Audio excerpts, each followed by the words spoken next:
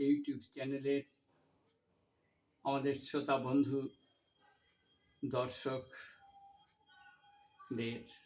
আমি শ্রী নিত্যানন্দ গৌড়ীয় মিশনের পক্ষ থেকে কোটি কোটি দণ্ডবৎ নাসিজ ভালোবাসা জানিয়ে আজকে আমরা কয়েকটা ভাগবতীয় তত্ত্ব, ভাগবত কথামৃতম, গীতা কথামৃতম, চৈতন্য চরিতামৃত আমরা পরিবেশন করব।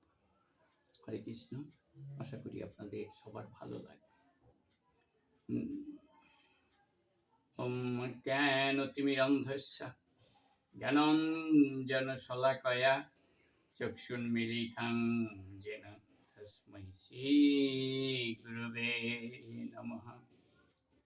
জন্মদাস্য যত অন্যায়াদিতরতচ্যার্থে সবিজ্ঞ সরাট তেনে ব্রহ্মহিদাদি কবয়ে মুচ্ছন্তি যৎসূরয় তেজবারিমিলাং যথা বিনিময় যত্র ত্রিসর্গো মৃষা ধম্না সেন সদা নিরস্ত কুহকং সত্যম পরমং ধীমহি।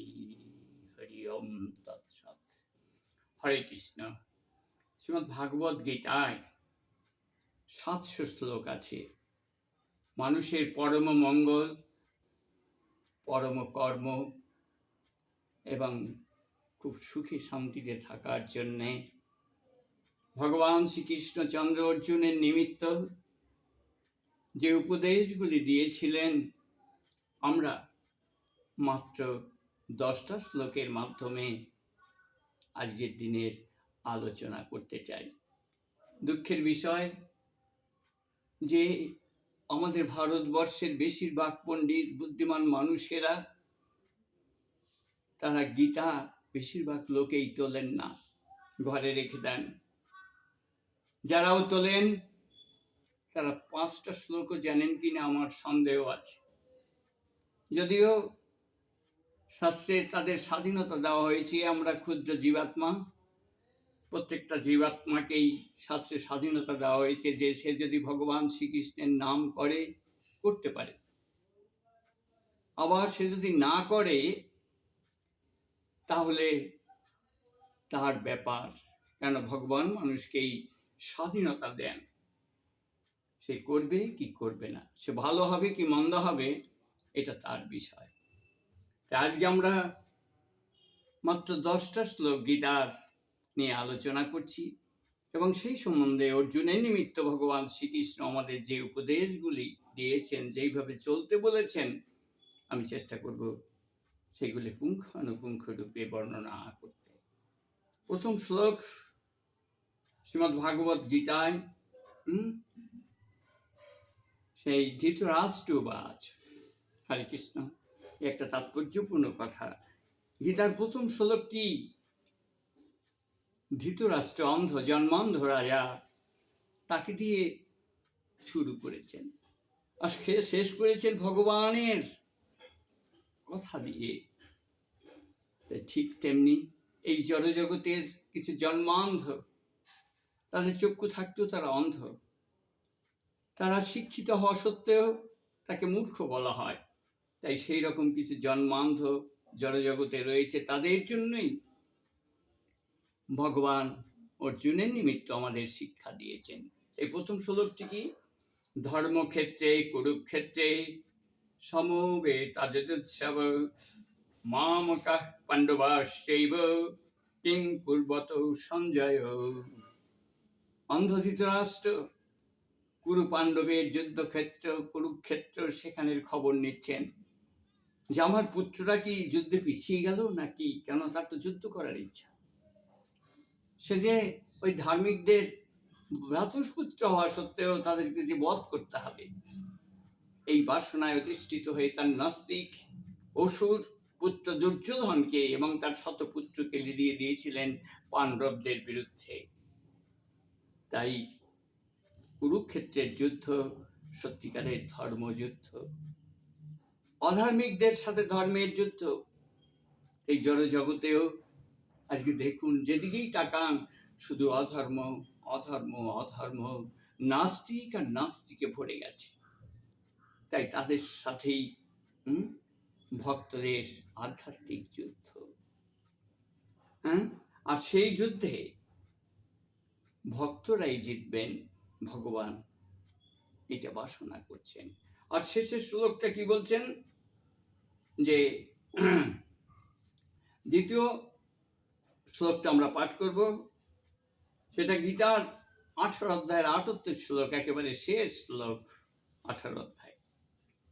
বলছেন, যত্র যোগেশ্বর কৃষ্ণ যত্র পার্থ ধনুর্ধর তত্র বিজয়ী ভূতি ধ্রুবা নীতিমতির মহম। দেখুন কি তাৎপর্যপূর্ণ কথা। যত্র যোগেশ্বর কৃষ্ণ, যেখানে ভগবান থাকবেন, আর যত্র পার্থ ধনুর্ধর, ধনুর্ধর মানে অর্জুন, তার ভক্তের বহিঃপ্রকাশ। সেই ভক্ত থাকবেন, যেখানে ভগবান এবং তার ভক্তরা থাকবেন, সেখানে যে ক্ষেত্রে হোক না কেন, যুদ্ধক্ষেত্র হোক, কর্মক্ষেত্র হোক বা জ্ঞান ক্ষেত্র হোক, প্রত্যেক জায়গায় তাদের বিজয় ধ্রুবম, নিশ্চিত।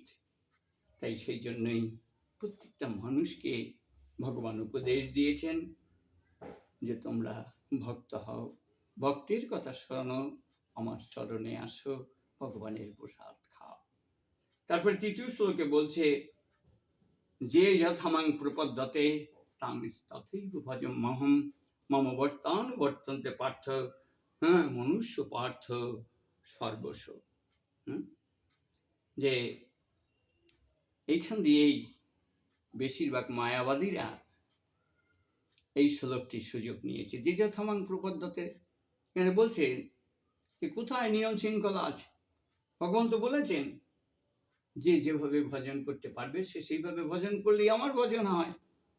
কিন্তু এইখানে একটা প্রশ্ন আছে, তাঙ্গে তথৈব ভজম মহম, আমার ভজন করতে হবে নিয়ম শৃঙ্খলা পালন করে। তুমি দেবদেবতার ভজন করো, তুমি একসাথে MA পাস করবে না, আগে তোমাকে 1 2 3 4 পড়তে হবে। তাই দেবদেবতার ভজন এই কলিযুগের বেশিরভাগ ঘরে ঘরে হয়, তা তোমরা করো, কিন্তু কিভাবে করবে? নিজের অনুসারে নয়। তুমি ভুল পূজারি হয়ে যাচ্ছ, এক একটা আসনে তুমি সব দেবদেবতা বসিয়ে রেখেছ। কেন বন্ধু? তুমি জানো না যে রাজার সামনে কোনো মন্ত্রীও বসতে সাহস পায় না? তাহলে ভগবান শ্রীকৃষ্ণ রাজা, আর তার দেবদেবতা হচ্ছে তার মন্ত্রী, তারা তার সাথে কি করে বসে? আর একই আসনে দুনিয়ার সব আমাদের প্রায় প্রশ্ন করে, প্রভু আমি কাউরে হিংসা করি না, আমি সবার সেবা করি, দেখেন আমার সব দেবদেবতা আমার মন্দিরে আছে।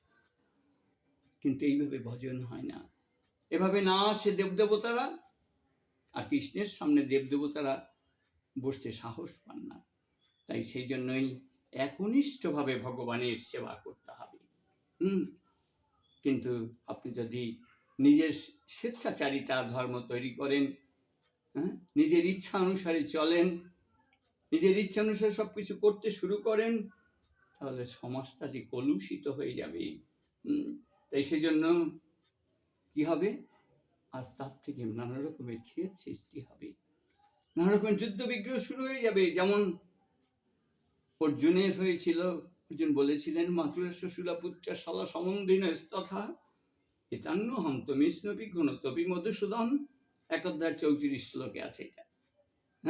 যে আমার মাতুল শ্বশুর পুত্র শালা সম্বন্ধী ঠাকুর, আমি এদের সব পথ করতে হবে আমার? না ঠাকুর, আমি সেটা পারবো না। তাই এইরকম অর্জুনের মতন বেশিরভাগ অভক্তদের অবস্থা হবে, যে তাদের সাথে তাদের নিজেদের মধ্যে নিজেদের যুদ্ধ হবে কলিযুগে। এক দেশের সাথে আর এক দেশ, এক গ্রামের সাথে আর এক গ্রাম, এক ঘরের সাথে আর এক ঘর, এভাবে যুদ্ধ প্রতিনিয়ত চলেই রয়েছে। তা মানুষ কি করে সুখী হবে? মানুষ তো সুখী হতে চায়, প্রত্যেকটা মানুষই ভালো হতে চায়, বড় হতে চায়, কিন্তু কই, সে তো পারবে না।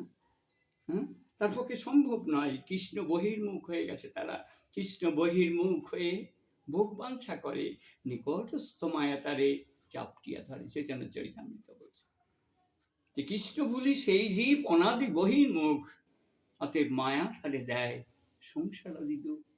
তাই এই মায়া ইলিউশন ইংরেজিতে বলে।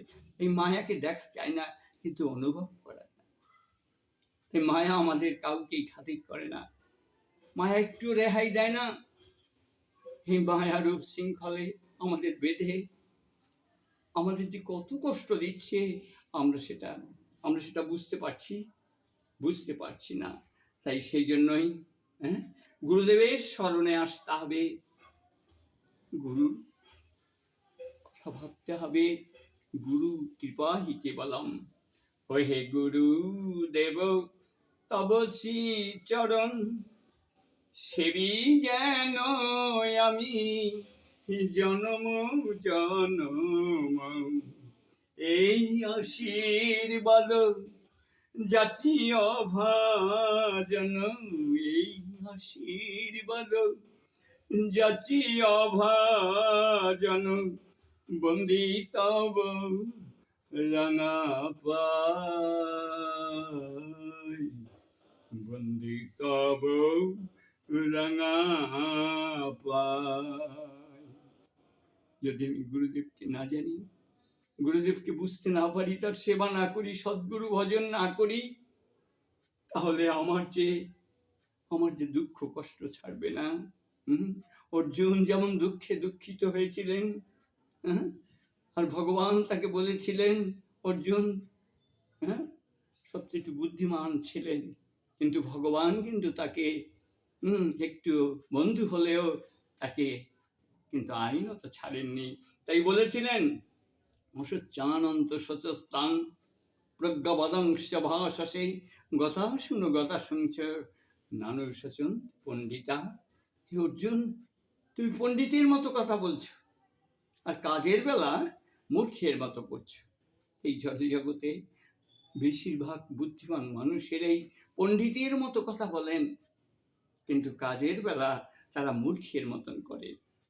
তাই সেই জন্যই বন্ধুগণ, আপনারা পণ্ডিত প্রবর, আপনার সঠিক বুদ্ধিমান হন, সূক্ষ্ম বুদ্ধিমান হন, যাতে করে আপনারা আধ্যাত্মিকতার সূক্ষ্ম জ্ঞানগুলি বুঝতে পারেন।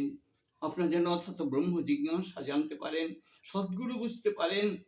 নইলে তো আমাদের জীবন সংসার দাবা নলির লোকা, ত্রাণায় কারুণ্য ঘন ঘনাত্তম, প্রাপ্ত কল্যাণ গুরুনান্ন বর্ষ, বন্দে গুরাসি চরণারবিন্দম, বন্দে গুরাসি চরণারবিন্দম, বন্দে গুরাসি চরণারবিন্দম।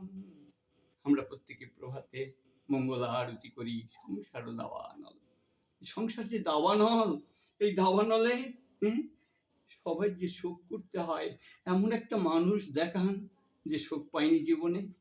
এই জড় জগৎটা তো এই শোকের আলয়, এখানে যে দুঃখ কষ্ট এখানে পেতেই হবে। কেননা এই সুজলা সুফলা শস্য শ্যামলা রূপী, এটা যে ভগবান শ্রীকৃষ্ণের একটা জেলখানা। এই জেলখানায় যেমন কেউ সুখী নেই, কেউ নির্দোষী নেই, ঠিক তেমনি এখানেও কেউ সুখী নেই। আর প্রত্যেকটা মানুষই কম বেশি পাপ করেছি, তাই তো এই জড় জগতে এসেছি। তাই আমাদের বুঝতে হবে যে একদিন আমরা চলে যাব। জাতস্য হি ধ্রুব মৃত্যু, ধ্রুবং জন্ম মৃতস্য চ, তস্মাদ পরিহার্যন অর্থেন নস্তং শচস্তমসি। ২:২৭ শ্লোকে গীতায় বলেছেন যে জাতস্য হি ধ্রুব মৃত্যু, যে জন্মগ্রহণ করেছে তার মৃত্যু হবে, ম্যান ইজ মর্টাল। আবার যে জন্মগ্রহণ করেছেন তার মৃত্যু হবে, এটাই প্রকৃতির নিয়ম। কিন্তু এর জন্য দুঃখ কষ্ট করে কারা? যারা বোঝেন আধ্যাত্মিকতা। শুধু কি হয়, মৃত্যু মানে আমার এই পঞ্চভৌতিক দেহটার ক্ষয় হয়। বসাংসি জীর্ণানি যথা বিহায় নবানি গৃহ্ণাতি নরপরাণি, তথা শরীরানি বিহায় জীর্ণান্নানি সংযাতি নবানি দেহি। একটা বস্ত্র বসাংসি জীর্ণানি, যখন সে ছিঁড়ে যায়, যখন সে পরিধান করতে পারে না, তখন তার মানুষ আমরা কি করি? আমরা সেই সেই জীর্ণ বস্ত্রটিকে পরিত্যাগ করে যেমন আবার নতুন বস্ত্র পরিধান করি, ঠিক তেমনি এই জড় শরীরে আত্মা যখন সত্যি সত্যি তার বাসস্থানের বাসযোগ্যতার অনুপযুক্ত হয়ে যায়, তখন এই দেহ থেকে আমি চলে যাই, অর্থাৎ আত্মা চলে যায়। হ্যাঁ, তাই পঞ্চভৌতিক দেহ পঞ্চভূতে মিশে যায়, সিটি অফ তেজ মরুদ্বম, পঞ্চভূতের দেহ। হ্যাঁ, এত সুন্দরের আসল রূপ হচ্ছে মলমূত্র, হ্যাঁ, আর বমন। এই তিনটা নোংরা জিনিসের সমাহার এই সুন্দর দেহটি, মলমূত্র বমন। তার জন্য এত বড়াই। তাই সেই জন্যই সাধন করতে হবে, আর সাধন করলেই আমাদের লাভ হবে। হ্যাঁ, আমরা আস্তে আস্তে বুঝতে পারবো আমাদের কর্তব্য কি, আমরা কি খাবো। আপনি মেখেছেন গায়ে, আপনার গায়ে লেগেছে বিছুটি পাতা, চুলকবে না। আপনি খেয়েছেন চোলাই, আপনি ঢেকুর দেবেন অমৃতে, হতেই পারে না। তাই পত্রং পুষ্পং ফলং তু আং জমে ভক্তা প্রযোচ্ছতি তদাহং ভক্তি প্রণুতমস্নামি প্রজেতাত্মনঃ। 2026 শ্লোকে ভগবান বলেছেন এইখানে যে মানুষের খাওয়া কি, মানুষকে পত্র পুষ্প ফুল জল দুগ্ধ মিষ্টি এই নিরামিষ বস্তু ভগবানের সেবায় গুরু পরম্পরার মাধ্যমে দিতে হবে, এবং সেই প্রসাদ মহাপ্রসাদ, হ্যাঁ, আমাদের গ্রহণ করতে হবে। তাইলে আমাদের উত্তর শ্রী ঐশ্বর্য যশ বীর্য জ্ঞান বৈরাগ্য পূর্ণরূপে ভগবান একটু অংশরূপে যদি বাড়ে, তাহলে আপনার মতন সুখী কে আছে। হ্যাঁ, তাই সেই জন্যই আমাদের সবসময় মনমনা ভব মদ্ভক্ত মজ্জাজিমাং নমস্কুরু মামে বৈশসী প্রতিজানে প্রেয়সী মজ্জানি। মনমনা ভব মদ্ভক্ত বলছে যে সবাই আমাকে ভাবো মদ্ভক্ত মজ্জাজিমাং নমস্কুরু, একমাত্র আমাকেই নমস্কার করো, কারণ আমি হচ্ছি স্বয়ং ভগবান। এবং ভয় নেই তোমার, আমাকে নমস্কার করলে অন্য দেবদেবতারা খেপে যাবে না। তুমি আমার প্রেয়সী হবে, এবং আমার ভজন করলে সমস্ত দেবদেবতারা তোমাকে শ্রদ্ধা অবনত চিত্তে মেনে নেবে। তাই সেই জন্যই 9:27 শ্লোকে বলছে যে যৎ করসি যশ নাসি যজ্জোষি দদাসি যৎ যৎ তপস্যাসি কুন্তেও তৎকুরুষ্ব মদর্পণাম। যে তুমি সব কিছু যা করো, যা গ্রহণ করো, যা কিছু তুমি দান করো ধ্যান করো, সব কিছুই তুমি আমার জন্য করো, আর কারোর জন্য করো না। তাইলেই তোমার সুবিধা হবে। কেন? যে ভক্তারং যজ্ঞ তপস্যাং সর্বলোক মহেশ্বরম শরীরাং সর্বভূতানাং জ্ঞাতামাং শান্তিমিচ্ছতি। 5:29 শ্লোকে গীতায় বলেছে যে ভক্তারং যজ্ঞ তপস্যাং, আমি সর্বযজ্ঞের ভোক্তা। আমি ভোক্তা, তাই তোমরা সবাই আমাকে ভোগ নিবেদন করো। তোমরা ভোগ দিলেই তোমাদের দুর্ভোগ নষ্ট হয়ে যাবে। কার না দুর্ভোগ আছে? প্রত্যেকের দুর্ভোগ আছে। তাই আমরা ভোগ দিয়ে খাবো। ভগবানের কথা ভাববো, নইলে কি হবে? দশচক্রে ভগবান ভূত হয়ে যাবে। এই জড়জগতের মানুষ দশচক্রে ভগবানকে ভূত বানাতে চাইছে। ভগবান পণ্ডিত, একজন রাজার একজন বড় পণ্ডিত ছিলেন। একটা গল্প শুনুন। সেই পণ্ডিতকে এত সুন্দর তিনি বুঝাতেন রাজাকে যে মন্ত্রীদের চেয়েও ভালো। তখন মন্ত্রীরা তার উপর ঈর্ষান্বিত হলো। তখন ওরা যুক্তি করে সবাই মিলে ওরে ঢুকতে দিল না গেট দিয়ে, আর রাজার কাছে খবর পাঠালো যে ভগবান পণ্ডিত মৃত্যু হয়ে গেছে, মারা গেছে। মহারাজ শুনে খুব কষ্ট হলো। আর এদিকে ভগবান পণ্ডিত কি করছেন? তিনি বারে বারে মহারাজের সাথে দেখা করতে পেরেছেন, কিন্তু দেখা করতে পারেননি, দেখা করতে দেননি। তাই একদিন মহারাজ তিনি মানুষের অবস্থা দেখার জন্য পরিক্রমায় বেরিয়েছেন নগরে। উনি বারে বারে ডেকে ডেকে বলছেন, মহারাজ আমি আপনার ভগবান পণ্ডিত। তারপরে কি করছেন, যখন ঘেঁষতে পারেননি তখন একটা গাছের মাথায় উঠে বলছেন, মহারাজ এই যে আমি আপনার ভগবান পণ্ডিত, আপনি আমাকে দেখুন, আমি মারা যাইনি। তখন তার পেটোয়ার দলেরা তা বলছে, মহারাজ ওই ভগবান পণ্ডিত মারা গেছে ভূত হয়ে, সে ওই গাছের উপরে রয়েছে, তাই আমাদের অনতিবিলম্বে এখান থেকে সরে যাওয়া উচিত। তারা সরে গেল। এই হচ্ছে আজকালকার মানুষ। যারা পণ্ডিত তাদেরকে ভূত বানায়। যেমন ভগবান পণ্ডিতকে একেবারে ভূত বানিয়ে দিল। তাই দশচক্রে ভগবান ভূত। তাই দশচক্রের মধ্যে না গিয়ে খাঁটি মানুষকে আসুন আমরা শ্রদ্ধা করি। এই হচ্ছে আমাদের ভারতীয় সংস্কৃতি। এই সংস্কৃতি আমরা জানলে আমার লাভ, আপনার লাভ, সবাই লাভ। পরিশেষে আমি ভগবান শ্রীকৃষ্ণচন্দ্রের কাছে প্রার্থনা করছি আপনাদের সবার জন্য। সর্বে ভবন্তু সুখিন, সর্বে সন্তু নিরাময়া, সর্বে ভদ্রাণি পশ্যন্তু মা কচিৎ দুঃখ ভাগ ভবেৎ। আপনার সবাই সুখী হন, আপনার সবাই রোগমুক্ত হন, আপনার সবাই ভগবান শ্রীকৃষ্ণের ঐশী রূপ সেবা করে তার মহাপ্রসাদ খেয়ে আপনাদের সংসারকে কৃষ্ণ ভক্ত সংসার করে মায়াপুর তৈরি করুন, এই প্রার্থনা রেখে ও আমাদের এই পাঠগুলি যদি আপনাদের ভালো লাগে তাহলে সাবস্ক্রাইব করে আমাদেরকে বাধিত করুন, এই প্রার্থনা রেখে পুনশ্চ সবাইকে কোটি কোটি ধন্যবাদ, নাচিস ভালোবাসা জানিয়ে এখানেই হরে কৃষ্ণ।